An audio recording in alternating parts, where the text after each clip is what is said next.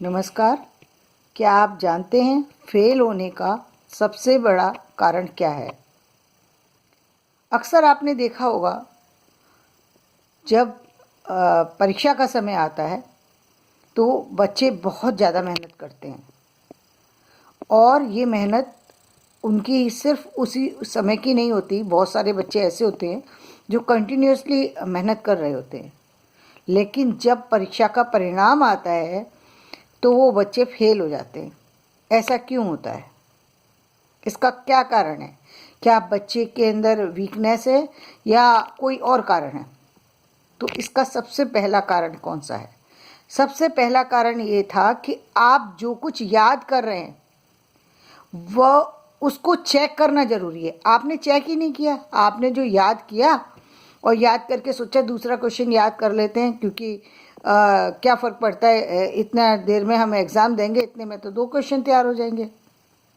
इस चक्कर में आपने 2 किए, फिर 4 किए, फिर 8 किए, फिर 10 किए और एक स्थिति ऐसी आ गई कि आप अब जब परीक्षा देने बैठे तो अब सब कुछ भूल चुके हैं। आपका सब जो है एक दूसरे में मिल चुका।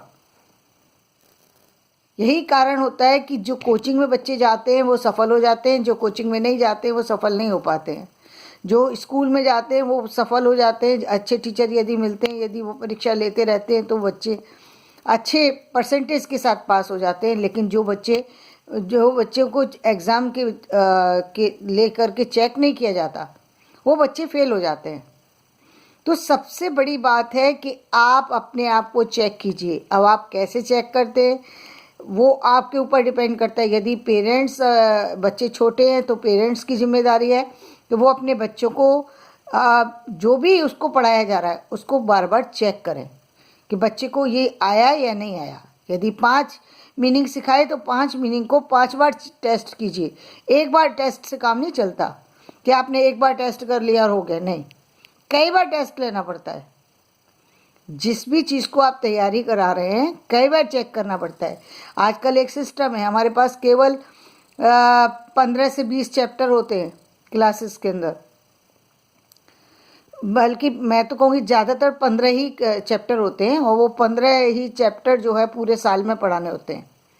वो 15 चैप्टर का मतलब ये हुआ कि आपको एक ही चैप्टर एक मंथ के अंदर कंप्लीट करना है और वो एक चैप्टर भी ढंग से नहीं कर पाते। क्यों नहीं कर पाते? क्योंकि जहाँ पर टीचर पूरी तरह से उसको पहले तो उस सब्जेक्ट को, जो भी सब्जेक्ट है उसको अच्छी तरह से यदि उन्होंने रीडिंग कराई है, अच्छी तरीके से उसको समझाया है तो बच्चे को समझ में आ जाएगा।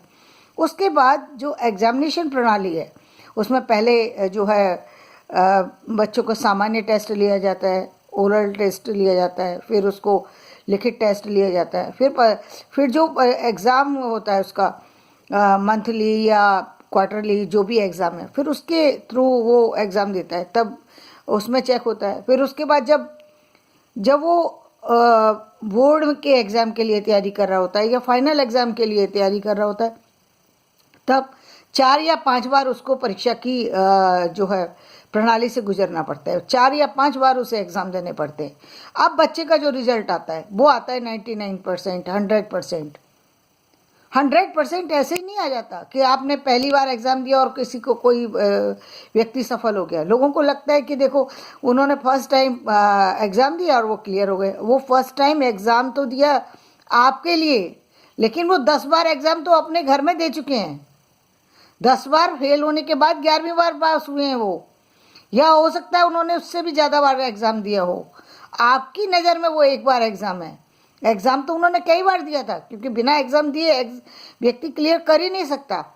तो परीक्षा की सबसे बड़ी प्रणाली क्या है कि आप जिस सब्जेक्ट को याद कर रहे हैं, पहले तो अपना जो भी आपका कोर्स है, जिस तरीके से स्कूल में आपका सिलेबस तैयार किया जाता है उसी तरीके से आप पूरे साल का तैयार कीजिए। पहले मंथ में ये इसका एग्ज़ाम देंगे, दूसरे में इसका चैप्टर का, तीसरे में इस चैप्टर का, इस तरीके से चैप्टर वाइज तैयार कीजिए।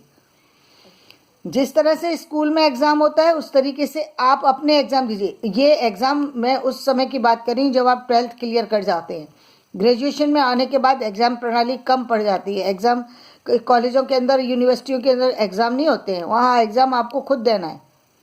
नेट के एग्ज़ाम के लिए तैयारी करने के लिए आपको वहाँ पर रोज़ाना कोई टेस्ट नहीं लेगा आपका, आपको खुद देना होगा उसका टेस्ट। आपको बैठना है, ईमानदारी से अपना काम कीजिए, टेस्ट दीजिए। और लोगों को लगता है 3 घंटे टेस्ट देने से अच्छा हम तैयारी कर रहे थे। अरे आपने तैयारी करी, आपने 3 घंटे तो बचा लिए, और जो जो 6 मंथ की या 1 ईयर की जो रीडिंग थी उसको बेकार कर दिया, क्योंकि आपके पास तो आप रिजल्ट ही नहीं है। इस रिजल्ट तभी आता है जब आपने तैयार किया और फिर आपने उसको चेक कर लिया कि क्या कहते हैं, ये जो भी आपने याद किया है वो आपको याद ढंग से हुआ है या नहीं। कभी बोल करके करना पड़ता है, कभी लिख करके करना पड़ता है।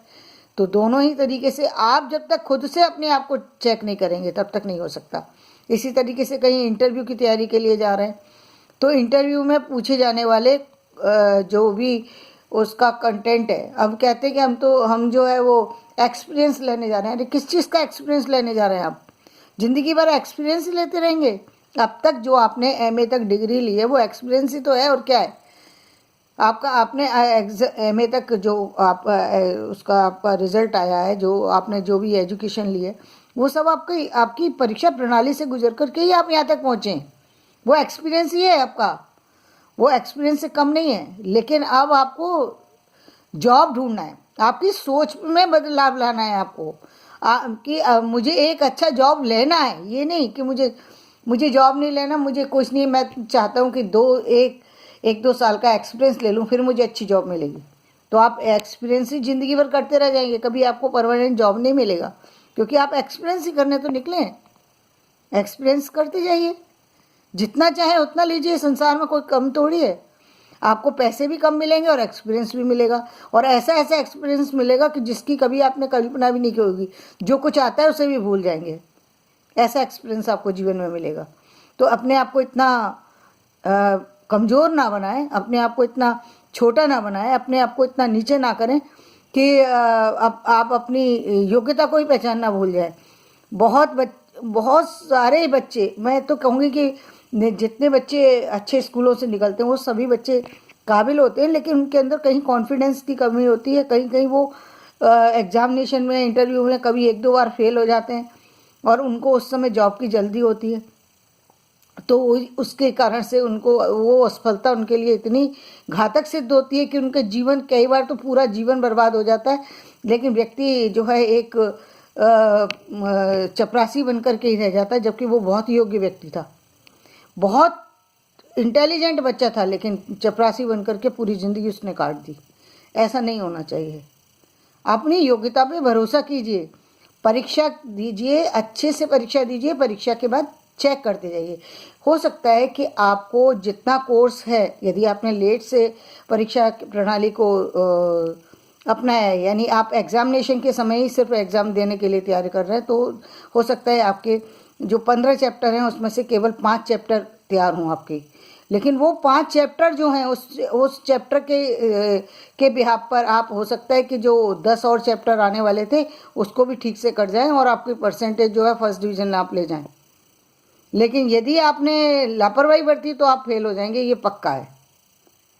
तो सबसे बड़ी बात है कि आप अपनी परीक्षा की तैयारी सब्जेक्ट वाइज करिए, एक सिलेबस तैयार कीजिए, अपना सिस्टम तैयार कीजिए, अपना टाइम टेबल तैयार कीजिए, और इस तरह तैयार कीजिए कि जिसका बर्डन आपके ऊपर ना हो, जिसे आप एंजॉय करते हुए अपनी लाइफ में आगे बढ़ते चले जाएं।